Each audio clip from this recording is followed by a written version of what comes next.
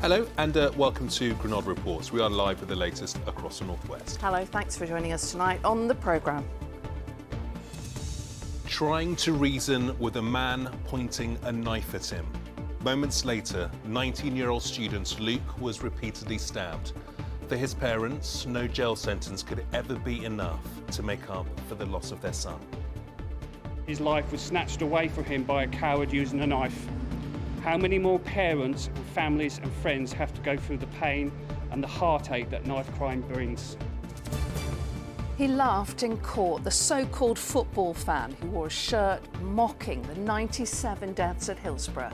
As another man is sentenced for a separate offence on the same day, we ask what can be done to stop the hate. A golden chance to shine. We catch up with the Northwest contestants at the Special Olympics in Berlin. Bookends for Mummy Star. Just need loads of fundraising cash in between. The charity celebrating its 10th birthday with a star-studded ball. And in the weather, the gardens were partying last night, probably the gardeners too. It calmed down today, some good sunny spells around with 1 or 2 thundery showers. But what about the rest of the week? All the details coming up.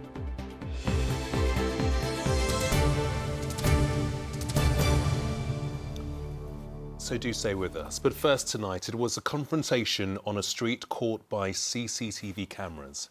The grainy footage shows 19-year-old student Luke O'Connor trying to reason with a man pointing a knife at his chest. In the next few seconds, that man with the knife, Shiloh Pottinger, launched a savage attack, stabbing Luke 8 times and leaving him dying on a street in South Manchester. Tonight, Pottinger is starting a jail sentence for manslaughter, a sentence Luke's parents say can never match the magnitude of the crime which robbed their son of his life. Our correspondent, Rob Smith, has more. A skateboarder hiding a 13-inch flick knife in his pocket turns violent over a joke about his board. Shiloh Pottinger took out the blade to threaten student Luke O'Connor, who hadn't even made the joke. Luke was heading home from a party. Moments later, he was stabbed 8 times. What happened on this street in Manchester last October was self-defence, claimed the killer, a claim a court didn't accept. Today he was jailed for 15 years.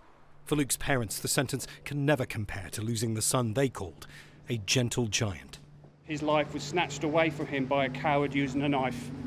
How many more parents and families and friends have to go through the pain and the heartache that knife crime brings? The sentencing issued today does not reflect the magnitude of the crime. During the trial in this courtroom, the killer said he bought the knife to cut special shoe grip tape for his skateboard. But he'd searched online for a, quote, combat knife, eventually importing the weapon from China. The judge concluded Pottinger wanted the blade to feel empowered and had lied repeatedly. One person is to blame. One person that chose to walk out of his house with a lethal weapon. One person that chose to use that lethal weapon to stab 8 times.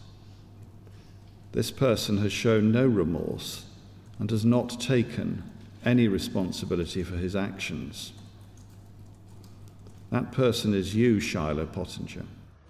The officers who investigated this crime insist they're doing all they can to get knives off the streets. We need parents and teachers to challenge the idea that it's acceptable to carry knives.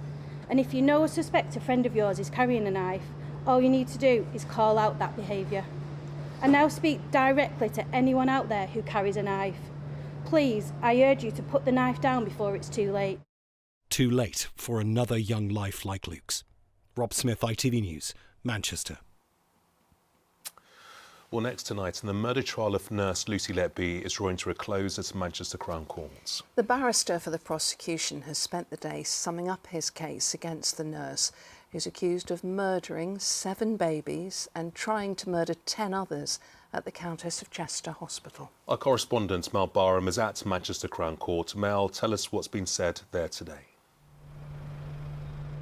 Well, Gamal, it is now 8 months since this trial first began here at Manchester Crown Court, and the prosecution barrister pointed out to the jury that they have heard a lot of evidence over that time. Nick Johnson, KC, explained that this closing speech was a chance for him to draw together the strands of this case and point out the similarities. Details matter in this case, he told them, and he spoke of the powerful evidence that's been put before them that show that Lucy Letby was cold, calculating, cruel and relentless. Addressing the jury directly as Letby sat in the dock, he told them he would be pointing out the evolution of Lucy Letby's murderous assaults on these children and how calculating and devious she had been. We suggest, he said, that Lucy Letby gaslighted staff at the hospital, persuading them that what they knew in their heart of hearts to be utterly abnormal was just a run of bad luck. And he said Lucy Letby got away with her, quote, campaign of violence for so long because none of these professional people were even contemplating the remotest possibility that a nurse was trying to kill tiny babies. He then addressed what he called the Gang of Four conspiracy theory, the idea that 4 senior consultants had colluded to pin the blame on Lucy Letby to cover up for hospital failings. But why would the doctors do this, he asked them. He described Lucy Letby as a liar who had repeatedly lied during the trial and in police interviews. He said that she was an opportunist who used the baby's vulnerabilities to camouflage her attacks. He pointed to the case of twin boys known as Child E and Child F to highlight what he said was her calculated behaviour. It's the Crown's case that Lucy Letby murdered Child E in August 2015 with an injection of air and then tried to kill his brother Child F the next day by poisoning him with insulin.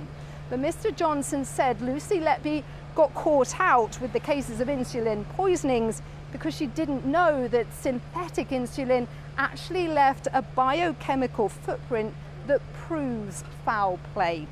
There was nothing random about what was going on in that neonatal unit, said Mr. Johnson. It is obvious who's responsible. There's only one person who could be responsible.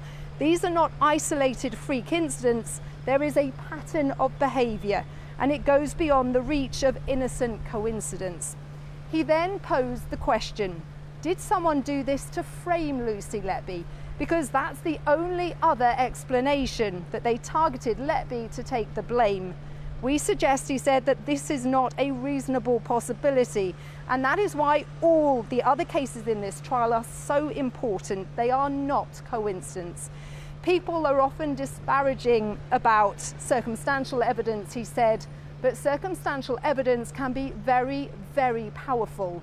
This is one of those cases. Lucy Letby denies murdering 7 babies and attempting to murder 10 others. Mr. Johnson will continue his closing speech tomorrow. OK, Mela to Manchester Crown Court. Thank you. Well, next tonight, it is the cruelest of abuse, those appalling taunts that still go on 34 years after the Hillsborough disaster. Tonight, 2 men have been sentenced for separate offences, mocking the dead and their relatives. In one case, a man wore a printed T-shirt carrying a deeply offensive message about the 97 people who died. He laughed on his way into court and again when he was sentenced. In the other case, the abuse was online. It was also hurtful and caused terrible offence. So what can be done about it? Tonight we'll hear what one of our MPs has to say after this report from our Hillsborough correspondent, Andy Bonner. It is 34 years since Britain's worst sporting disaster, and it is now 7 years since a jury found that the fans were unlawfully killed and had nothing to do with what happened. Yet the relatives of the 97 men, women and children who died say the abuse that they get online now is as bad as it's ever been, and that's why Lou Brooks, whose brother Andrew died at Hillsborough, is taking a stance against the trolls. Today she travelled down to London to watch Zakir Hussain be sentenced for sending malicious tweets. The 28-year-old of no fixed abode tagged Lou in 5 offensive messages. In them, he threatened to deface her brother's grave and superimposed a picture of Andrew with emojis of feces. Quizzed by police, he said, as a Manchester United fan, he had pure hatred for Liverpool and wanted to provoke. He's since said it was a stupid mistake. Hussein was given a 14-week suspended sentence for the offences and for possessing a Class B drug. He was ordered to pay £500 in compensation. Absolutely disgusting. He should have gone to prison. I think the justice system is completely broken. He should be thoroughly ashamed of himself, and the law needs to change. I think he got off scot-free, quite frankly, and I think he's an absolute disgrace. Well, it comes after Premier League clubs agreed to address a rise in antisocial behaviour amongst fans. That includes online abuse and so-called tragedy chanting, taunts about Hillsborough, Munich and Heysel that both Liverpool and Manchester United want to stop. New measures will focus on prosecutions, regulations and education, and there are calls on tragedy chanting to be treated as a hate crime. I just think that we've been failed twice today by the court. We've had two laughing cavaliers who've smirked when they've been given the sentence. I'd just like to say, as a warning to everybody, we are very welcoming of the statement that the FA have put out and the work that they are doing with the Premier League and other football teams. Well, in a separate hearing today, a man was banned from football for wearing a Manchester United shirt mocking Hillsborough. 33-year-old James White from Warwickshire pleaded guilty to displaying, threatening or abusive writing. He laughed as he received a 4-year banning order and was fined £1,000. Andy Bonner there, well, joining us live from Westminster is Ian Byrne, MP for Liverpool West Derby. He was in the crowd at the Hillsborough disaster when he was 17. He was at court today to support Lou Brooks earlier. Thanks for joining us tonight. First of all, what's your reaction to these two cases, so-called football fans who think abuse about Hillsborough is somehow okay? Yeah, good evening, Lucy. Yeah, I was at court today and I watched Lou give an extremely brave statement on the impact that the trolls have on her, and you know, people like Lou, survivors and family members, and it was a real moment, to be honest, listening to it and seeing the impact it's had over the years, and hopefully that's left an indelible print on the chap that was sitting opposite there who wrote the horrific things. Hope he'll remember that for the rest of his life. And I think that really, for me, is where we need to go. I think we need a two-pronged approach, Lucy. I think we need the education element, and we're trying that with the Real Truth Legacy project, which is getting Hillsborough on the national curriculum, but also working with the Premier League to ensure that children hear about the tragedy chanting and the facts around it and start beginning to understand the real truth. And I think that's how we eradicate it, along with the CPS hopefully turning this type of chanting as a hate crime. Ian, on the Premier League, we've heard that they're looking to bring in new measures which they hope will help tackle hate chants and abuse off the back of these cases. And I think the truth is that they don't really feel like isolated cases, do they? I mean, how confident are you that these measures will work? Well, you've got to be confident that, you know, the 99.9% of people that actually go to football and watch football are decent human beings. And we've got, unfortunately, some people today who haven't lived up to them expectations we expect of them. So for me, as I said, you know, I think the Premier League have really listened to us. I've been working with them now for the last 9 months with many other people to create a package which is working with the CPS, but also working with the Premier League on education. Let's get it into the schools. Let's tell our kids the real truth around these events. And I think that's how we eventually eradicate it from football. When we get individuals like we've seen today who leave court laughing about horrible T-shirts, what they wore, but then obviously that then goes into the CPS. And, you know, well done Manchester United for actually indefinitely banning them. And I hope to do the same to the second individual we watched today in court. No one would defend this sort of behaviour, but would it be fair to say, I'm sure there'll be people at home saying that football has always involved a level of hostility? Yeah, you know, for the 90 minutes, you go out each of the hammer and tongs, but obviously when you're hearing the chants, which actually, you know, I think, let's not forget, we've lost Hillsborough survivors since Paris. You know, I speak personally about my own dad who went to Nottingham Forest last year, and he's not gone an away game since because the level of abuse was that bad. Then we worked with Nottingham Forest. We brought them to Anfield. We done like an education programme with them, utilising Hills of Survivors Association and other people. And we talked to them and made them understand about what they were actually chanting. For me, that's the key to where we need to go to this. It's education, but also, as I said, you know, working with the CPS. Because unfortunately, Lucy, there's some people who are potentially beyond the pale, and you know, they've got to be dealt with through the law and through the football clubs as well. Yeah, they certainly do. Sorry, Ian Byrne, thank you so much. We'll, of course, be watching any developments on that. Thanks for joining us tonight. On to other news now. And a man has pleaded guilty after killing a pregnant mother of two by dangerous driving on the M66 in Greater Manchester. 22-year-old Adil Iqbal admitted to killing Frankie Jules Huff and seriously injuring her 9-year-old son while leaving her 4-year-old nephew badly hurt. Her 2-year-old son was also in the car at the time. Iqbal will be sentenced later next month. A court's been told a post-mortem revealed Ellie Edwards was shot 3 times in Wallasey on Christmas Eve. The jury at Liverpool Crown Court heard the 26-year-old was outside the pub smoking when she was shot by Connor Chapman. There were 2 gunshot wounds to the head and 1 to the shoulder. Chapman denies murder. And let's take a look at what's coming up on the ITV News at 6:30 with Mary. Coming up in the programme, the Prime Minister's under pressure to say whether he thinks Boris Johnson should be punished for lying to Parliament. MPs are tonight debating the damning report that found the former MP misled the Commons over Partygate. But will Rishi Sunak be there to vote or not? Also tonight, a new high for 2-year fixed-rate mortgages as fears grow over another potential interest rate rise. And why some pints in the pub are becoming weaker. Do join me for those stories and more at 6:30.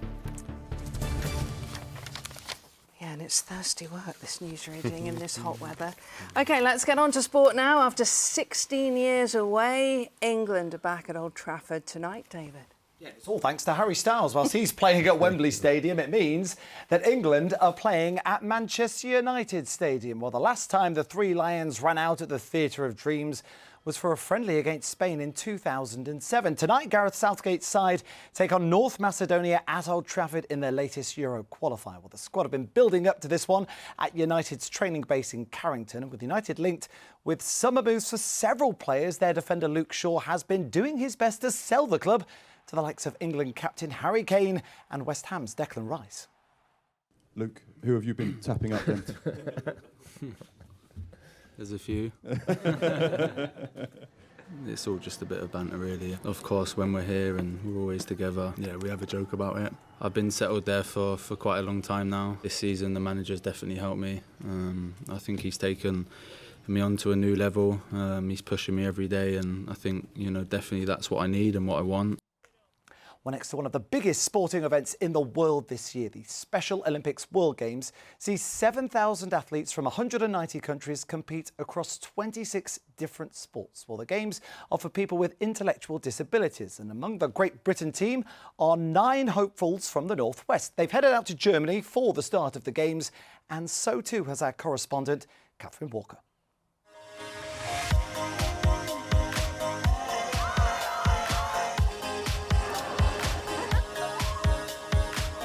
They may be separated by their kits, but their smiles are universal. Berlin is brimming with energy as the city hosts the biggest sporting event in the world this year. Feeling so excited. It's so amazing just to be in Berlin right now. I'm representing Great Britain. It's an amazing feeling to witness. It's so much fun. No words can explain how I'm feeling right now. It's amazing. Around 7,000 athletes are taking part in the Games this week, including cyclist Milena from Stockport. I'm feeling happy and tired and excited, but actually feeling really happy as well. I feel proud of myself and I feel joyful to be here in Berlin. Let's go, GB, let's go! For everyone in Team Special Olympics GB, it's the trip of a lifetime, and their coaches have seen firsthand how hard they've been training. amazing to see them ready in their peak fitness, ready to kind of compete. And what's been lovely as well is just seeing them mingling with athletes from all around the world with all a common goal to kind of come together and to celebrate inclusion in sport. And those celebrations kicked off on Saturday. Everyone was cheering as the bus picked them up for the opening ceremony. Hockey player Rob was given the honour of being a water bearer, using a teapot filled up from a pond at Buckingham Palace. It's a moment he'll never forget. Well, I've always dreamed to be in the Olympics since a young age, like since the age of 8, since the London 2012 Olympic Games. Oh, I'm going to fess up now, I cried. It was seeing him and walking up with him to be the water bearer was absolutely incredible. So yeah, I'm really, really proud of him. With the opening ceremony coming to a close with a bang, the Games have officially started. And everyone here in Berlin can't wait to get going.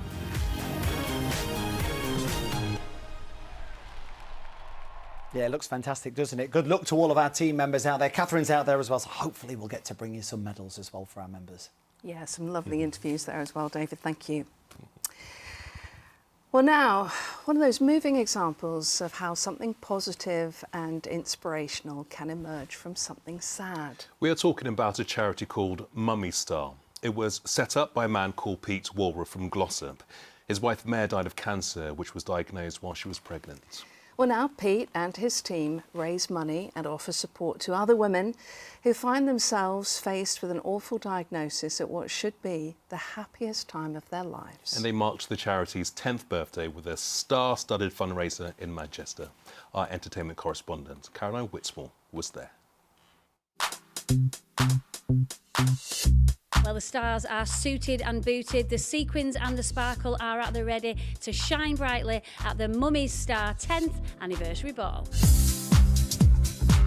Peter, you're the founder. Tell us what made you start this charity. Mummy Star was started 10 years ago after I lost my late wife following a breast cancer diagnosis during pregnancy. So you can have chemotherapy very often when you get a diagnosis. There's no impact on, on our son. He was born safe and well, 7 pounds. In the wake of her death, we decided to start something that would be there for families in that situation in the future. Rob, you're a patron of the charity. We all remember that storyline with Sinead. Is that when you first started to get involved? Yeah, that was when I was first introduced to them. They came in and were, Pete in particular, completely open about his own experience with supporting someone who was going through cervical cancer during pregnancy, so that we could then put it into our story and show it to the viewers. So my story began when I gave birth to my little girl, May last year, and 6 weeks following giving birth, they told me I actually had triple negative breast cancer in both breasts, and I was looking at a double mastectomy at the time too. The consultant told us about the charity. They gave us a grant. They've just been absolutely amazing. We are here looking all fancy pants for a very, very amazing charity, isn't it, Victoria? And it's very close to your heart. People may or may not know, I was 6 months after having Theo when I found my lump, and so what the work that they do, it's so underrated. And it's a special year this year because it's a 10th anniversary. So 10 years since Mummy Star started. The whole charity is growing and growing, but also it's really helping to raise awareness. And also you can get your glad rags on. Christine, you're looking slightly fantastic. I'm a mum, I've got 3 young children. I can't imagine how difficult it must have been for all of the women that experience cancer and pregnancy at the same time. It's absolutely heartbreaking and it shouldn't happen, and that's why events like this are so important. Go and enjoy the night and get as far away from me as you can. Thank you. It is a celebration of these incredible, mostly women at the end of the day, but I know it is going to be a bit teary, but we just have to hold together and be strong. We're both hosting it this evening. Bookends for Mummy Star. Just need loads of fundraising cash in between. I used to work with this lady 20 years ago, and she is a bit of a nuisance. So have you worked out who's saying what? Shoehorn me in to do this with this one. No, Yeah, because I sort of like wing it. 20 years later, how did that happen? And hopefully she's going to sing. You're gonna sing? I'll sing if you sing with me. We did Janet Jackson once. You danced in the ride. Do you remember that? That was Granada. I worked on that. You did. You worked on that. I know you out there smiling back at me. every smile I see. Mummy Star, 10th Raises so much anniversary. money. I can see your star shining down on me. Looks like they all had lots of fun. Yeah, and a Worthy really, cause. really good cause. Yeah. So many really moving interviews there. Thanks to everyone who spoke to us in Caroline's report there. Right, that live auction as well, let me tell you, that was mentioned in Caroline's report is still open. So if you want more information about it and the work of the Mummy's Star charity, you can find all of that on our website at itv.com/Granada. Emma's got the weather. Mom, wet wipes, toilet or bin? Bin. Why? United Utilities sponsors ITV Granada weather. Hello there, very good evening to you, and I hope you've had a good start to the week, a lovely Monday. Certainly it was a day of sunny spells and scattered showers, but most of you seem to have captured those beautiful sunny spells. I know sunshine isn't for everyone, and if that's you, then there is something to please you in the forecast. Quite a thundery start to the week, and then things settling down, though, towards the back end of the week with high pressure kicking in again, so dry, fine, warm and sunny with temperatures hotting up again this weekend, but some relief until we get there as well. Now, it certainly felt quite wet last night. It was rather an interesting drive home with all those flashes of lightning going, and we clocked up 41.8 millimetres of rainfall in Morecambe overnight last night. That was the wettest part of our region. The gardens were partying, and the gardeners too probably, but of course the ground was really parched, so there was some runoff in places, and there's more where that came from, because tomorrow there is a system pushing up from the south which will make for quite a miserable rush hour tomorrow morning, and then high pressure actually starts to take over from Thursday onwards. So for Friday, Saturday, Sunday, hot, dry, fine, warm and sunny. For the rest of today, any showers do tend to fade away, so turning clearer and dry overnight there. Temperatures still a bit close and clammy. Not a nice word, is it? But clammy is a very good way to describe it. Close and humid, uncomfortable for sleeping overnight tonight. Tomorrow the sun's up at 4:40, sets at 9:45. We're expecting it to be a dry start, but not for long. You can see this area of heavy rain pushing northwards. So for rush hour in particular, that's when the worst of it passes through. It could be very tricky, might be one to allow extra time for tomorrow morning. Then it clears away, clears to showers, temperatures slightly down on today's values. Still the risk of some thundery showers around on Wednesday, fewer showers likely on Thursday, and then dry, hot and fine from Friday onwards. Here's your pollen. Cleaned up well. United Utilities sponsors ITV Granada weather.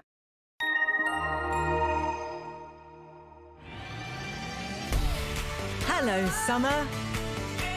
Piri sponsors ITV pollen count. So that rain offers some temporary relief for hay fever sufferers. However, of course, the damp and the wet makes everything start to grow again. And so counts generally high to very high over the next few days. That's it. Bye-bye. Yeah, crazy weather and too clammy. You can put a pillowcase in the fridge, though, or your sheets in the fridge to cool you down. Thank you very much for the tip. Appreciate it. That's it. It's free. Goodbye. Bye.